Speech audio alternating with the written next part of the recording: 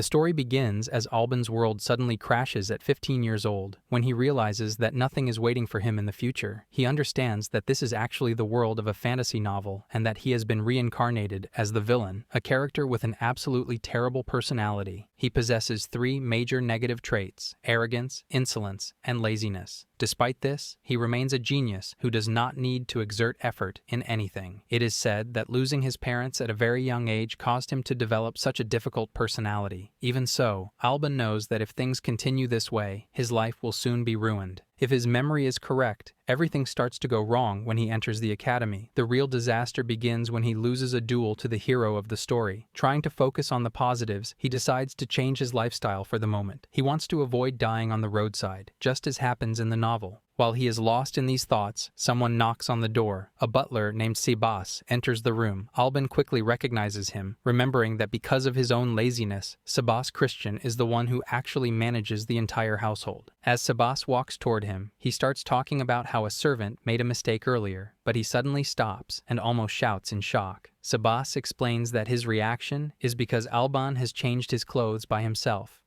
These comments make Alban realize how extremely lazy Alban actually was. Still, he keeps his composure and explains that it is simply faster if he changes his clothes on his own. Sebas becomes teary-eyed after hearing this, which makes Alban even more shocked by his past behavior. Even so, he can understand it, since Sebas has seemingly spent years dealing with Alban's lazy personality. Changing the topic, Alban suddenly declares that he is planning to lose some weight, and since Sebas is a genius in that area, he also would like to learn swordsmanship from him. This time, Sebas becomes worried, thinking that something might actually be wrong with Alban's health. He simply dismisses the concern, while thinking about how his future will be completely dark if he does not start changing now. For that reason, he knows he has to convince Sebas somehow. Alban finally comes up with an idea, and quickly says that if he remains the same, he will not be able to find a wife. Even though he understands this reasoning, Sebas adds that even if Alban stays this way, he will still receive many marriage proposals because of his status. In the end, Alban becomes annoyed and says that he truly wants to do this and does not want to repeat himself. He even tells Sebas not to hold back while teaching him swordsmanship. He is completely determined to change his life within the next 6 months by focusing on both his diet and mastering swordsmanship. Finally, Sebas agrees, saying that he can see how serious Alban is this time, and he decides to help him with all his efforts. Just after 1 week of practice, Alban is struggling extremely hard, as his feet are swollen from all the effort, and even his arms are shaking uncontrollably. Standing beside him, Sebas asks whether he wants to give up now and suddenly attacks him again, saying that he needs to focus on the basics for now. Alban has no strength left to respond and can only think that this is happening because Sebas is truly strong. Smiling at his condition, Sebas explains that it will be better if they train muscle strength in a more balanced way. Lying on the ground, Alban realizes that, judging by how his body is reacting, this method is not going to work, and he finally announces that he is going to give up. At this point, even breathing feels like a difficult task for him. Since he understands that he is at a great disadvantage, he decides that it would be better to take things a bit slow. Just then, Sebas reminds him that if he continues at this pace, it will take him almost 3 years to lose weight, but that is far better than remaining in the condition his body is in right now. Simply thinking about the time it will take is enough to give him new motivation. He slowly stands up with his trembling body, grips his sword, and asks Sebas to train him a little more. After some time has passed, Alban is walking somewhere with Sebas. He comments with amazement that he never knew there was a dungeon within his own territory. Sebas replies that this place is relatively safer than other dungeons because the monsters inside are weak. As they continue walking, Sebas remarks that Alban-sama has made a lot of progress over the last 3 months. He says that it is now time to confirm whether Alban's swordsmanship will actually be useful. This is why he wants to see the results of his training. Alban immediately realizes that this moment is his final exam. Just then, Sebas points toward a small goblin monster and explains that these goblins usually move in packs. However, it looks like this one has been separated from its group. Sebas tells Alban to kill it, and he moves forward without fear.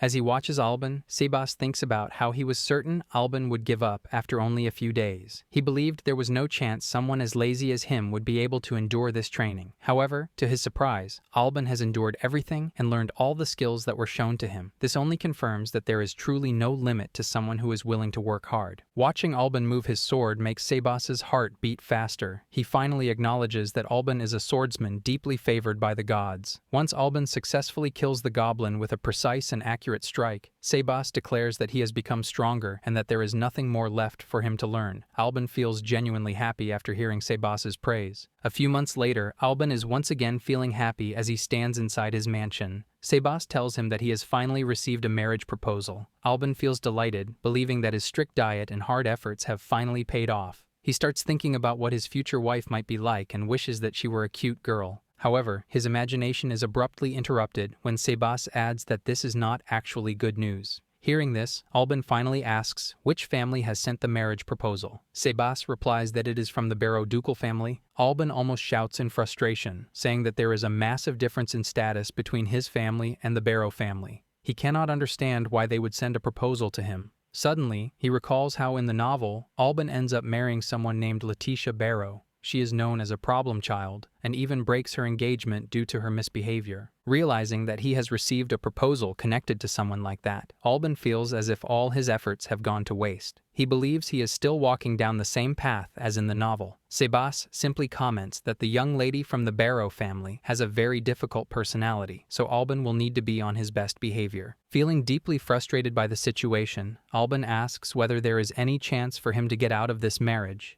Sebas calmly responds that it is possible, but only if he is prepared to become an enemy of the Barrow family. Alban clearly understands how difficult the situation is, as Sebas further assures him that if he manages to build a good relationship with the Barrow family, it will instantly guarantee the safety of their own household. Alban does not agree with this reasoning, already knowing that this very connection will eventually become the cause of his downfall. Instead of continuing the argument, he simply asks Sebas to explain what the young girl has done this time. He quickly shares that the rumors claim she embezzled taxes from the state and even brought a young man into the palace. It is also being spread that she is a hopeless spender who supposedly tried to steal from her in-law's assistant.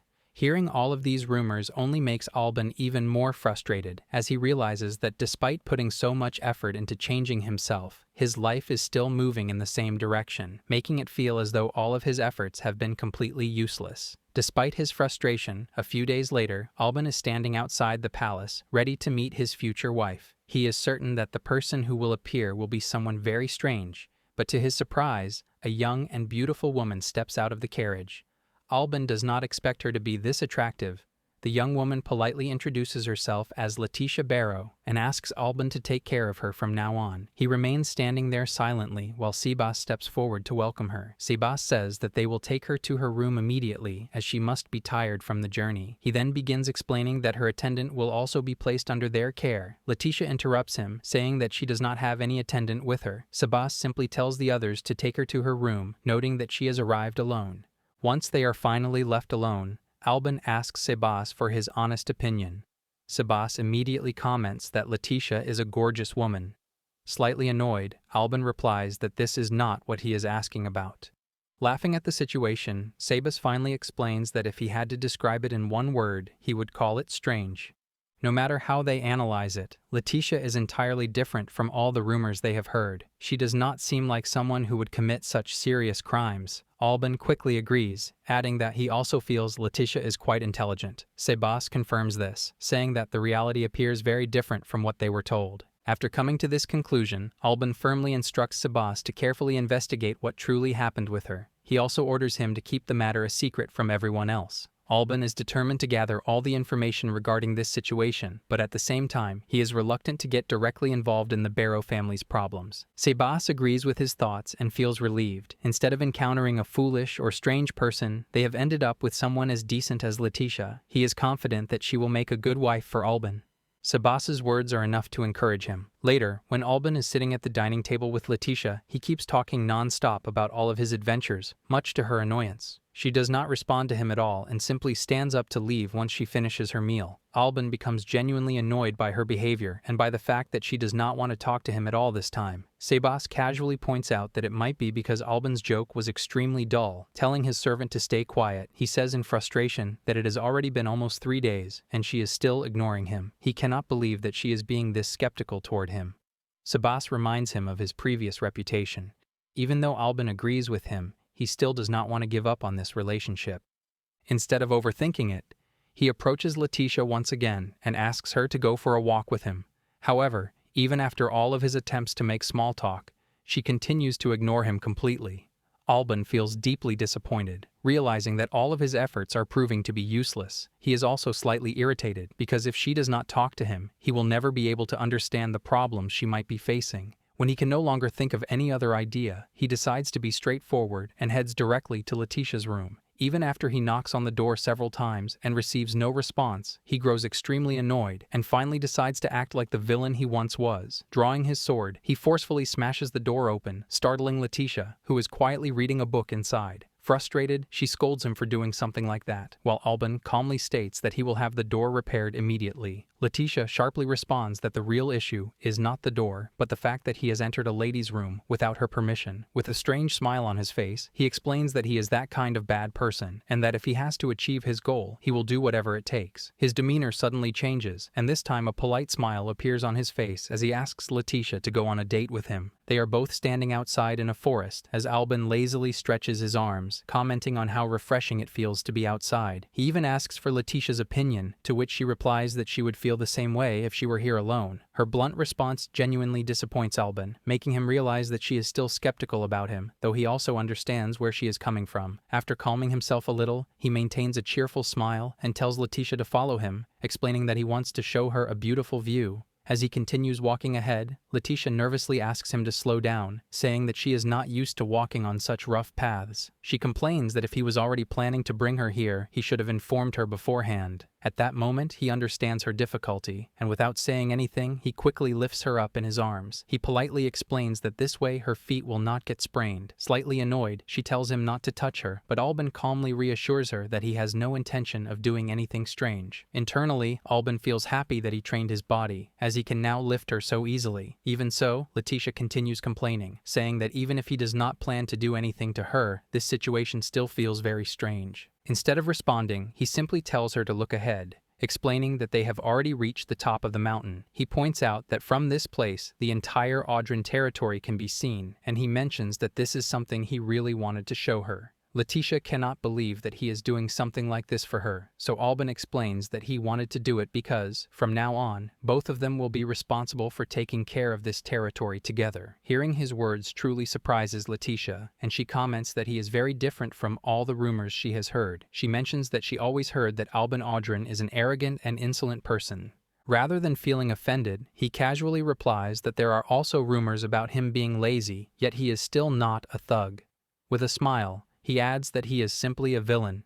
Hearing this, Leticia suddenly bursts into laughter, saying that villains usually do not call themselves villains. Alban is momentarily struck by how beautiful her laughter is. Gradually, Leticia finally begins to relax around him as she walks into a small lake, clearly enjoying the cool water. He agrees with her, remarking that a city girl like her must find this experience especially refreshing. After walking around for a while, Leticia eventually sits beside him and asks whether asserting his dominance over a city girl like her makes him feel good. Alban quickly responds that he was only joking. Once they are both sitting calmly, Alban suggests that they should properly introduce themselves to each other.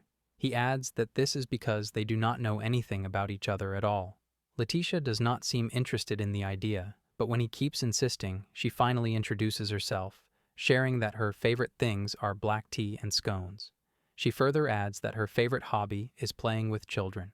Alban looks surprised after hearing this, and then he firmly introduces himself as well, saying that his favorite food is steak, though he is currently abstaining from it because of his diet. He also adds that his hobbies include practicing swordsmanship and lazily passing the time during the day. Hearing about his hobbies, she comments that she cannot decide whether he is a hard worker or a slacker. Alban agrees with her observation. Considering how much effort he has put into losing weight, it would mean that he is more of a hard worker. Leticia understands his point and responds that she would also like to learn something from him. Just as Alban is about to say that she is perfect the way she is, they suddenly hear a loud roar, and a giant bear appears right in front of them. Alban remains calm as he explains that bears in this area are quite troublesome because they often eat the crops grown nearby. She begins to panic and urgently states that they should run away, which surprises her even as she says it. Alban simply steps in front of her as the bear suddenly charges toward them. He casually draws his sword and kills the bear in a single strike, loudly declaring that it should stay away from Leticia. Once the monster is dealt with, he turns back with regret, commenting that their conversation has been interrupted. When Alban looks closely at Leticia, he is surprised to see her standing frozen and trembling. She nervously explains that she is just a little shocked because this is the first time she has ever seen a monster.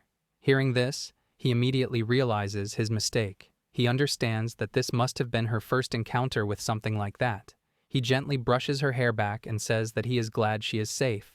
Moved by his gentle behavior, Leticia's eyes begin to fill with tears. She asks why he is being so kind toward her. Alban does not understand her question at first. She almost shouts as she explains that he is being forced to marry her for political reasons. According to her, he could have simply been satisfied knowing that his family was safe and should have left her alone. Once she finishes speaking, Alban gently takes her hand and explains that he is acting this way because he wants to flirt with his cute wife. With a smile, he adds that his true intention is also to find out what she did back in her own territory. Hearing this, Leticia responds that it would be better if he did not know the truth. When Alban says that he wants to know because he is now involved in the matter, Leticia simply states that it does not concern him and that if he truly wants to keep his family safe, he should treat her badly instead. When Leticia was just 5 years old, she got engaged to Duke Mauro. At that age, Leticia is simply curious about what kind of person her fiancé will be, but in reality, Mauro turns out to be nothing more than an absolute fool who spends his days enjoying his wealth with different women. One day, he is sitting in his room, surrounded by 2 women, when Leticia suddenly enters. As she approaches him, Mauro casually asks what she wants. Leticia explains that the high taxes have become a heavy burden on the people of the domain and that if this continues, it will lead to serious problems. Before she can finish speaking, Mauro interrupts her and says that a woman from her family should not be involved in political matters. One of the women beside him snickers at his words, while Leticia remains standing there, feeling deeply humiliated. Even so, she maintains her composure and quietly apologizes as she hears the woman mocking her and calling her a pipe woman. After leaving the room, Leticia nearly bursts into tears, unable to accept that Mauro, the person treating her this way, is her fiancé and that they have been engaged since childhood. Later on, as she wanders through the streets, she hears children crying and complaining to their parents about being hungry. She listens as they talk about how this suffering has continued for 12 months and how there is almost no food left. Witnessing this situation, Leticia realizes that things will only continue to worsen if Mauro keeps wasting the tax money in this manner. Almost 3 years later, a grand ball is held at the mansion, and during the event, Mauro suddenly announces that he is ending their engagement. Leticia is completely shocked by his declaration. He loudly accuses her, claiming that she has squandered their wealth and even tampered with the tax funds. As these accusations spread, the people around her began gossiping about her character. All of Leticia's attempts to defend herself are immediately dismissed when Mauro declares that, regardless of the reasons, she has stolen the money and therefore has no right to ever visit his territory again. Leticia instantly recognizes the girl standing beside him, realizing that she is the same woman she saw in his room a few years ago. Slowly, she understands that the future she has dreamed of ever since her childhood is never going to become a reality. Mauro once again shouts at his people, ordering them to throw Leticia out of his territory. It takes her a moment to compose herself as she decides not to cry. Maintaining a cold expression, she says that she understands, as she was already expecting this kind of outcome because of her actions. Almost half a year after that incident, she became engaged to Alban. Like every other noble, she has also heard the rumors about Alban being an extremely arrogant and selfish man. However, to her surprise, Alban turns out to be genuinely kind and gentle. He saw her true self and even believed in her undoubtedly. This is precisely the reason she does not want him to get involved and risk his life. Even if it means that she will lose something very dear to her and all of her hopes will be shattered, she is still determined to keep him away from the truth. Sitting alone in her room, Leticia continues to cry as she desperately tries to think of a solution. Meanwhile, Sebas finishes investigating all the incidents that happened in Leticia's past and reports everything to Alban. Just hearing about those actions fills Alban with intense rage, and he even starts thinking about getting rid of Mauro altogether. The thought of imagining different ways to make him suffer actually satisfies him. However, his dark thoughts are interrupted when Sebas says that there is still something else he needs to add. Alban calmly responds that he already understands that Mauro is a cheater who framed Leticia to cover up his own wrongdoings. Sebas agrees with this but adds that while it is true, it is also a fact that Leticia had some involvement with the family's assets. Alban becomes extremely furious after hearing this, completely unable to believe that she could have done anything wrong. Sebas immediately tells him to stay calm as he continues explaining that she actually embezzled tax money to fund a shelter for poor abandoned children. Hearing this, Alban smiles in response, recalling how Leticia genuinely seems to like children. Sebas further explains that Leticia has also been recklessly taking money from the Berkeley family's assets so she can use it to improve the living standards of the poor. Just hearing about everything she has done makes Albin realize that all of these actions are meant to clean up the mess left behind by Mauro's wrongdoing. He finally understands that she must have been acting distant and strange toward him because she wants to keep him safe from getting involved. After thinking about it for a while, Albin suddenly asks for Sebas's opinion on the entire situation. When Sebas agrees that all the accusations placed on Leticia are completely false, Albin becomes instantly happy. With a firm resolve, he declares that from now on he will show Mauro how a true villain actually acts. A few days later, while they are sitting at the dinner table, Leticia is informed about Albin's plan. He explains that he is intentionally spreading rumors so he can eventually clear Leticia's name and take revenge on Duke Mauro. Hearing this, she immediately becomes worried and almost shouts, saying that if he does this, Mauro will continue chasing after him relentlessly. Albin calmly responds that he is also spreading another rumor. He claims that he and Leticia are not getting along and that he is secretly planning to seek Mauro's help to dispose of Leticia. This strange explanation leaves Leticia completely confused, as it is the opposite of the other rumors circulating around. Albin explains that this contradiction is precisely why the plan will work. Rumors tend to have a stronger impact when people believe someone is trying to hide the truth. Meanwhile, Mauro is sitting in his room, lying back on his bed as he examines how the rumors surrounding Albin and Leticia are wildly inconsistent. His companion, the same woman Leticia once saw in his room, comments that this confusion exists because there are many rumors spreading at once, such as Leticia being kidnapped or overworked by Albin. Mauro responds by saying that Albin must be a truly terrible person. He then adds that the rumors about Albin and Leticia not getting along might actually be true. He explains that Albin has a terrible personality and that he and Leticia could never be a good match, though he finds it strange that Albin would be planning to get rid of her. He has already anticipated this exact reaction from Mauro. Back at the mansion, Leticia calms down slightly, but she remains uneasy, pointing out that everything so far is still based only on rumors. Hearing this, Albin says that this is precisely where he needs Leticia's help, which shocks her. She immediately refuses, saying that he cannot drag his entire household into danger just for her sake. Albin calmly replies that he is not doing this for revenge on her behalf, but because he wants to follow his own will. In a composed manner, he explains that he already knows the truth behind all of her actions. He understands that she put herself in danger to help the people of her territory. Leticia argues that despite her intentions, she still committed crimes, and she asks Albin whether he regrets being with her after learning the truth about her past. With a gentle smile, Albin responds that it is actually the opposite. He explains that knowing her true character satisfies him, as he has already decided that he will always cherish her. He tells Leticia that she is someone who will become a wonderful wife, and that he intends to keep her by his side at all times. He promises that he will never betray her, even if the entire world is reduced to ashes. This is exactly why he cannot forgive Mauro, and why he is determined to take revenge for all the pain Leticia has been forced to endure. Hearing his reassuring words brings tears to Leticia's eyes, and she comments that this sounds exactly like something a great villain would say. Albin agrees with her and adds that she should remember that the greatest villains are always loyal to their families. Sometime later, inside the food storage of the Audran territory, Leticia is standing there alone when Mauro steps inside with several helpers at his side. As Leticia calls out his name, Mauro immediately criticizes her for not showing him proper respect and remarks that he never expected her to send him a letter.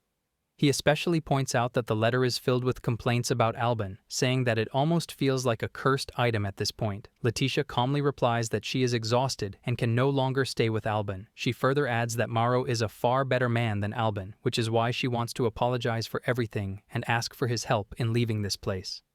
Mauro simply smiles at her desperation and comments that her life here must be truly miserable. When Leticia agrees with him and says that the Audran family is indeed awful, Mauro suddenly bursts into laughter and tells his attendants to take note of what she has just said. At that moment, Albin steps into the storage with his sword in hand. Leticia acts genuinely shocked upon seeing him, while Mauro informs her that he has also been in contact with Albin. He explains that after hearing all the rumors about Albin and his wife, he was convinced that they do not get along, and Leticia's letter only confirmed his suspicion. Mauro continues, saying that the moment she decided to approach him, she essentially pulled the trigger on her own downfall. He explains that he has always despised her because she holds no charm in his eyes. But since she is still a young lady from the Barrow ducal family, it has been difficult for him to annul their engagement outright. Now, however, the person she has betrayed happens to be a good friend of his. Alban grows visibly annoyed by Mauro's endless rambling and asks him to give his order. Without hesitation, Mauro commands Alban to get rid of Leticia. At that exact moment, Alban calmly draws his sword and eliminates all of Mauro's guards in a single strike. He then casually walks toward Leticia and stands beside her. With a relaxed smile, he comments that their plan has worked perfectly. Leticia smiles brightly in response as Alban praises her acting skills, while Mauro remains frozen in place, completely stunned by what has just unfolded. Mauro shouts in shock, asking whether Alban has planned all of this from the very beginning. Alban calmly points out that Mauro is the one who framed Leticia. He declares that he will never forgive Mauro until he experiences the same despair that Leticia has suffered and faces the consequences himself. Mauro responds in a composed manner, saying that while he is surprised to see them working together, this situation does not truly count as treason, which is a serious crime. The woman standing beside Mauro adds that a fallen noblewoman and a baron like Alban will never be able to escape crimes like this. Alban casually remarks that they are being far too noisy. As Mauro turns around, preparing to do something, someone suddenly steps forward from the side, with Seba standing beside him, stopping Mauro before he can act. The man introduces himself as Crayon, the commander of the kingdom's knights. He tells Mauro to stand calmly and not pretend that he does not recognize him. Mauro is completely shocked to see someone of such status in a place like this. Crayon explains that he is present because his friend Sebas invited him to visit the territory. Coincidentally, he overheard Mauro giving the order to kill Leticia. Panicking instantly, Mauro tries to explain that Alban planned everything from the start. Before he can continue, Sebas pulls a letter out of his pocket and hands it to Crayon. The letter is one that Alban previously wrote to Mauro. After reading its contents, Crayon states that there is nothing written about executing Leticia. With this evidence, they finally conclude that Mauro is the true culprit behind everything. As the situation clearly turns against him, Mauro becomes furious and once again shouts at Alban, accusing him of planning everything. Meanwhile, Alban remains completely calm and simply says that he has no idea what Mauro is talking about. Leticia silently watches her future husband and realizes just how perfectly he has arranged everything. This only confirms to her that Alban is, in fact, a truly dangerous man. As Crayon gives the order to take Mauro into custody, he suddenly demands a duel. He challenges Alban directly, claiming that this is the only way to restore his honor.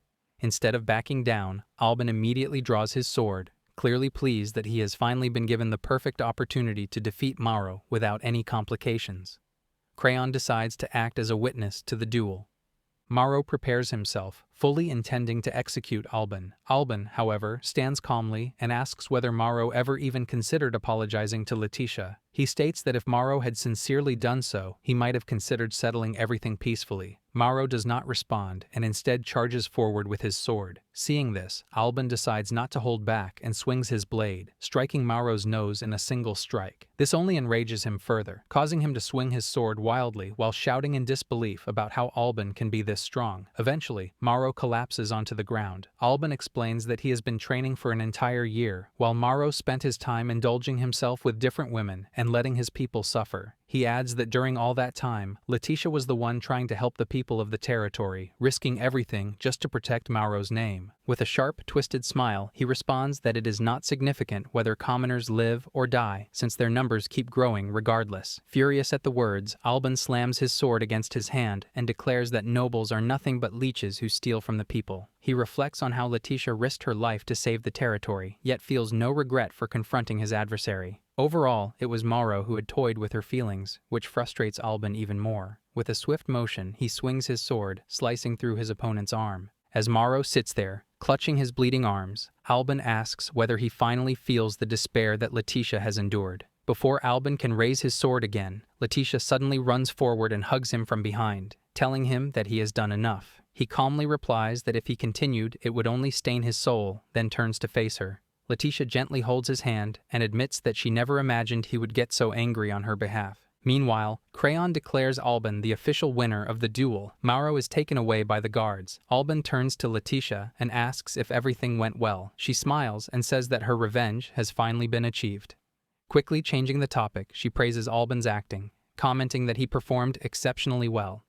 She adds that it seems they will be a great couple. Alban happily agrees with pleasure, saying that they will be the best couple, a villainous lady and a great villain. Together, he says, they will be an undeniably evil pair.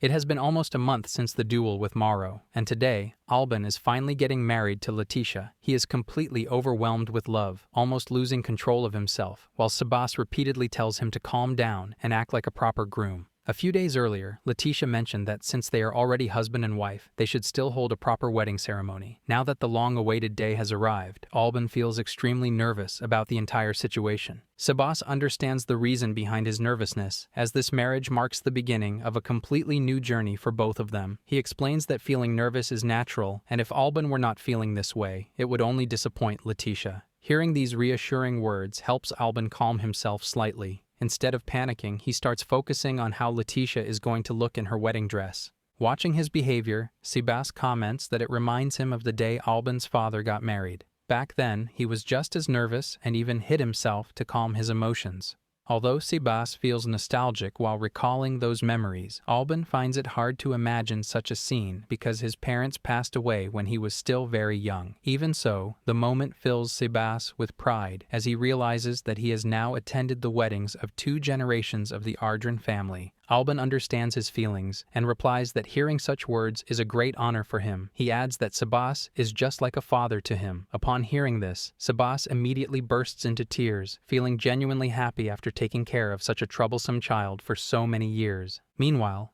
Leticia is sitting quietly in her room, dressed in her bridal gown, while a maid stays by her side to make sure she does not feel lonely.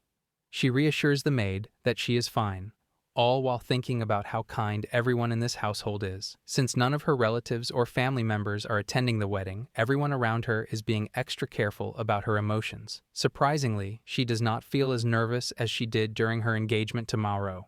Instead, she realizes that her heart is pounding with a warm and pleasant feeling, knowing that she is about to marry the person she truly loves.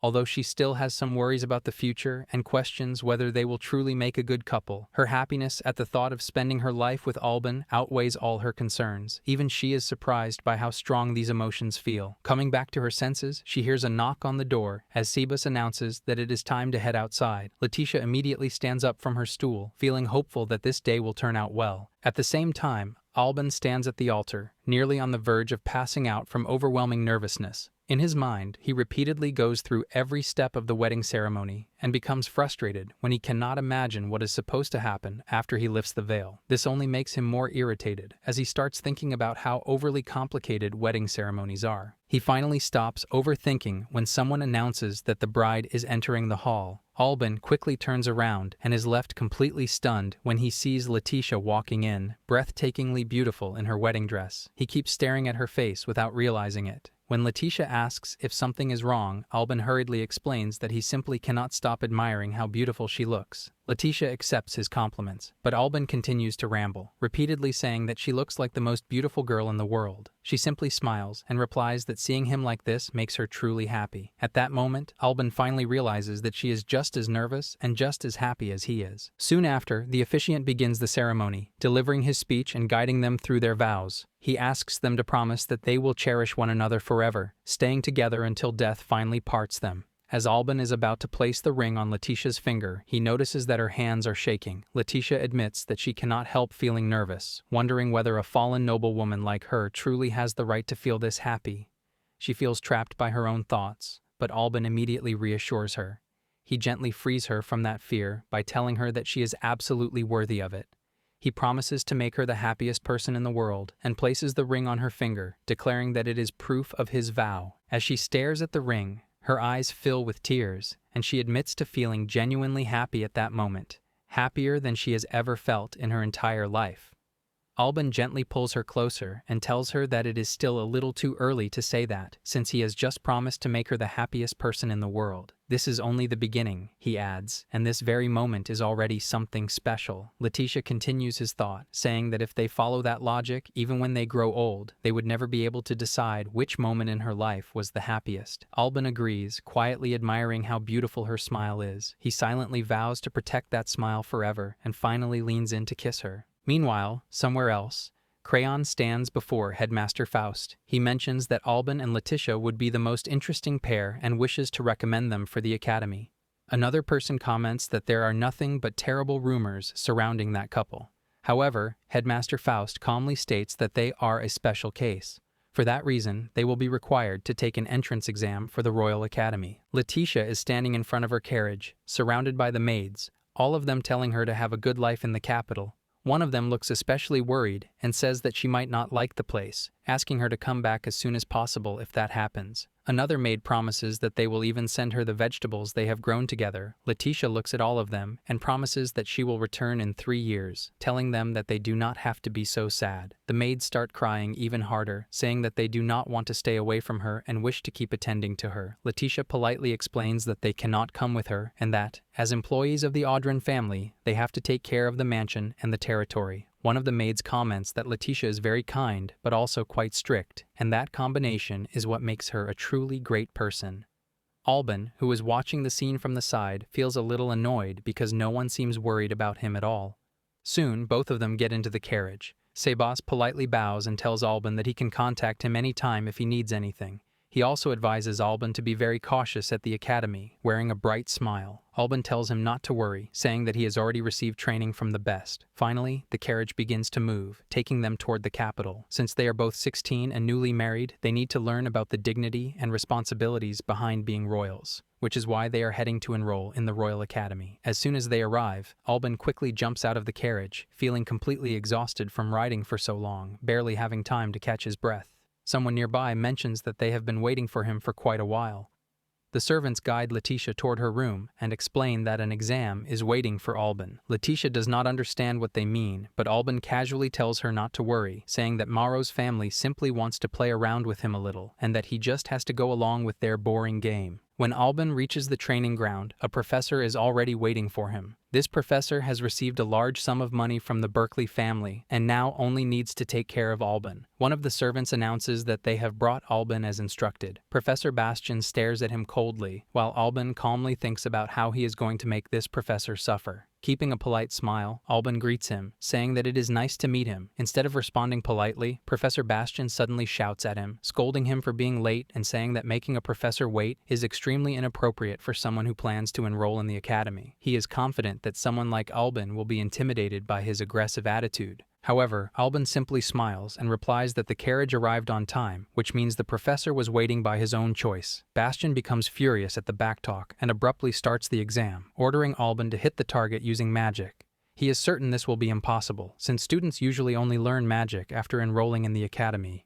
To his complete shock, Alban immediately strikes the target with a dark flame, shattering it into pieces in no time. Bastian cannot believe what he is seeing, as this is a spell even he cannot properly use. Meanwhile, Alban remains calm, having already trained extensively with Sebas in preparation for entering the academy. He is satisfied with the fact that he has learned to combine magic with swordsmanship. With a relaxed smile, he asks the professor whether he has passed the exam. Instead of answering, Bastian announces that the next test will be a mock battle. He states that if Alban manages to hit him even once, he will pass. Alban finds it strange that he is being asked to fight a professor before even enrolling, but Bastian coldly tells him that he can fail if he wants. Without waiting any longer, Bastian suddenly charges at him. Alban stands firmly in place and raises his sword, blocking the attack effortlessly with just one hand. Bastian struggles to push forward, but Alban easily overpowers him, lifting his arm and throwing him back. Alban then places his sword against Bastian's head and pushes him down with enough force to send him crashing to the ground, his sword breaking in the process. Staring at him with sharp eyes, Alban states that someone as weak as him should not be a professor at this academy. He asks if Bastian truly wants to enter a real fight with him and mockingly tells him to entertain him a little more. Before anything else can happen, the headmaster steps out and interrupts them.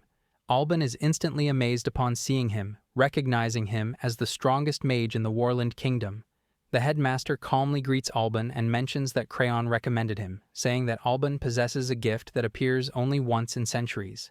At that moment, Bastian struggles to his feet and begins complaining, accusing Alban of injuring a teacher on his very first day. To his shock, the headmaster coldly responds that the academy has no place for losers like him and orders him to leave. Alban watches the scene with a faint smile before turning back to the headmaster. The headmaster tells him that since he is now enrolled in the academy, he must study hard from this point onward. Alban politely thanks him, leaving a good impression. However, the headmaster calmly advises Alban not to bully teachers unnecessarily and reminds him that it would be better if he remembers that he is only a student here. As the headmaster walks away, Alban realizes that he has been let off quite easily this time. Still, he understands that he needs to be more careful in the future. As Albin continues walking, the headmaster points in a direction and tells him that his dormitory is located that way.